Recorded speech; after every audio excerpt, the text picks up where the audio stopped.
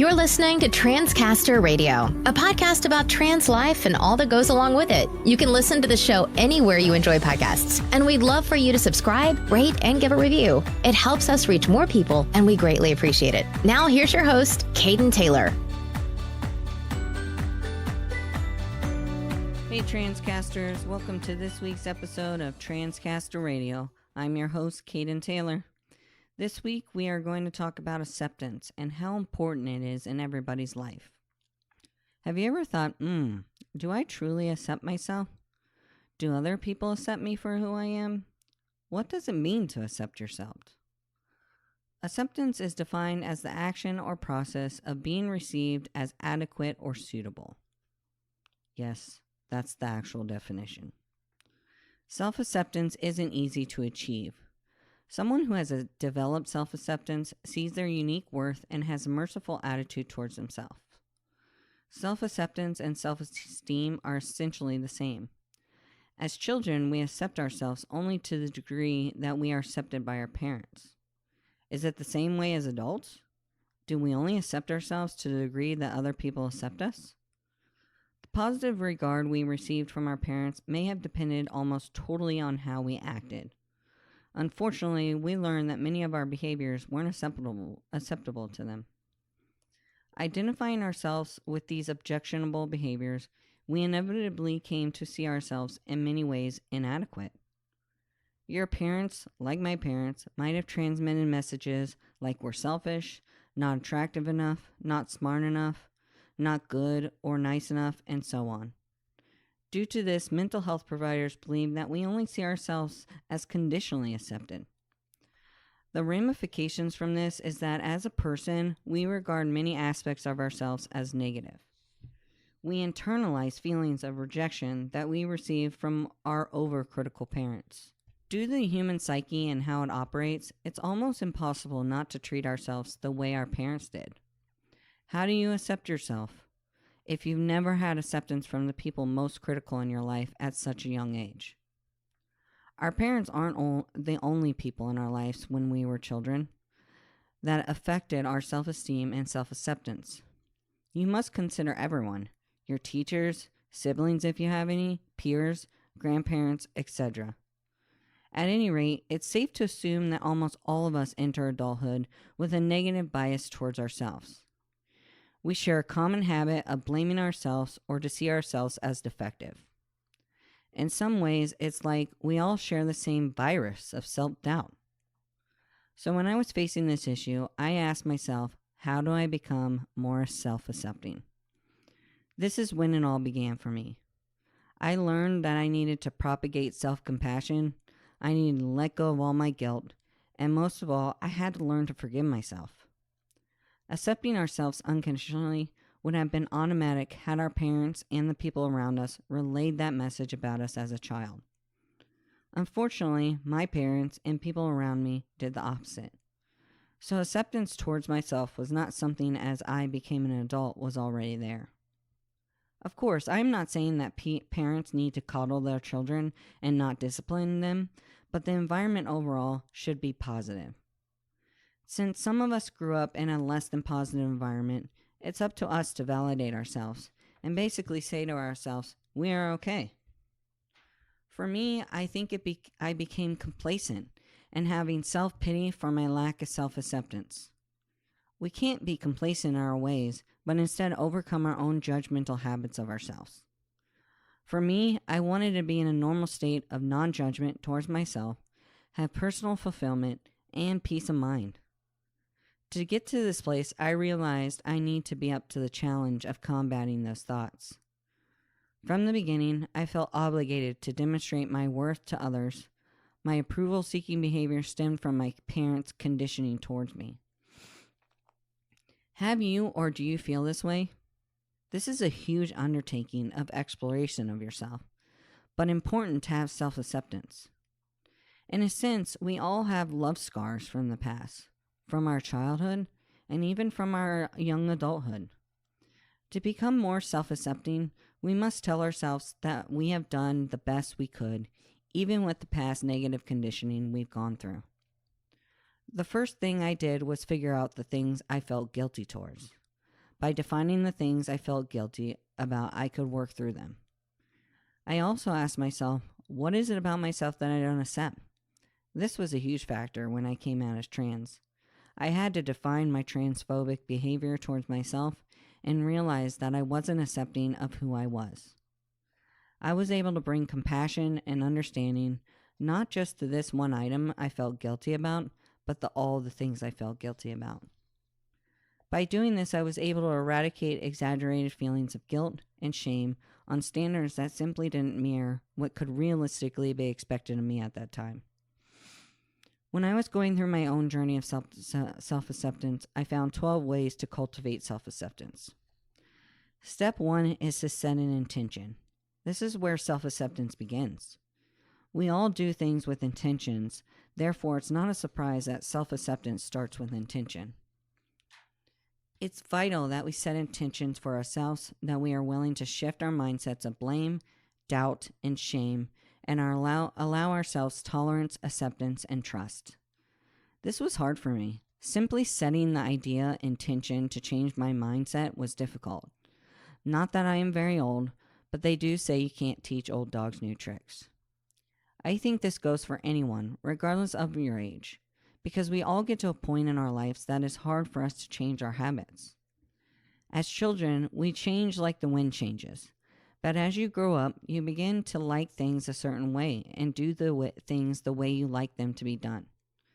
By setting an intention to change your mindset, it acknowledges the fact that self-loathing does not lead to a satisfying life. Instead, it leads to a life full of mistrust and self-hatred. Second step was to identify and celebrate my strengths. I first had to stop and list out my strengths, which you would think would be easy. But I actually turned to people that knew me the best to help me identify my strengths. Because sometimes people see things about you that you will never be able to see in yourself. We are all better at finding our shortcomings than we are our strengths. After I asked myself and people closest to me, I started writing down my strengths. I started listing at least one strength each day until I could no longer think of a strength. I also made a list of hardships I have overcome, because that also helped me identify the strengths I had by seeing the strength within my hardships. Third step is what I needed when I was younger, was considering the people I surrounded myself with. Were they good for me? When I started to ask myself these questions, did they speak negatively to me? Does anyone reinforce my negative self-talk? Why do I allow myself to be around people who hurt me? Were they doing my own dirty work because I was not willing to choose a different reality? After asking myself these questions, I was able to start realizing the people that were not good for me in my life, and I quickly started to remove them. Fourth step. After removing the toxic people in my life, I started to create a support system. I started to surround myself with people who accepted me and my life, that believed in me and my goals. A support system does not mean you have to have dozens of people behind you. In the beginning, I only had one that was going to stand by me no matter what came my way. Of course, as I removed toxic people from my life, I brought non-toxic people into my life, so my support system grew. To this day, I still don't have a huge support system. But the most important thing to me is the people who are a part of the system. They're loyal and respectful to me. The fifth step was to forgive myself. Past regrets can prevent us from participating in self-acceptance. It can prevent us from participating in everyday tasks. I learned that I had to forgive myself and move on, which was difficult to say the least. A psychiatrist once said to me, whether it's about something you've done or a personality quirk that resulted in a social faux pas, it's important to learn from your mistake, make efforts to grow, and accept that you can't change the past. When they told me this, it didn't mean much to me at the time, but when I was going through this process of self-acceptance is when I reflected back on what they said and how important it was to me in that moment.